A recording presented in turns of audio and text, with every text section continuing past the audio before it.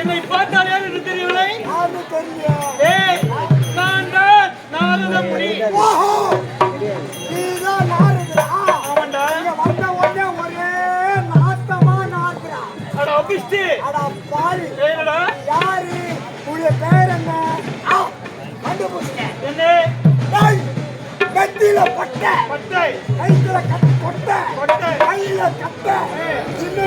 கல்யாணாவாத பொட்டை என்னதான் மாற்றி வைக்கின்றாய்? உடைய பெயர் என்ன? எதுக்கு வந்திருக்கிறார்? நான் யார் என்று தெரியுமா? நான் சொல்கிறேன், நீ கேட்டுக்கொள்ளடா. பிரம்ம ரிஷி இருக்கின்றாரே, பிரம்மனுக்கோ கல்யாணி அம்மா இருக்கும் மகளாக பிறந்து நாரதர் என பெயர் பெற்று வந்திருக்கிறேன்.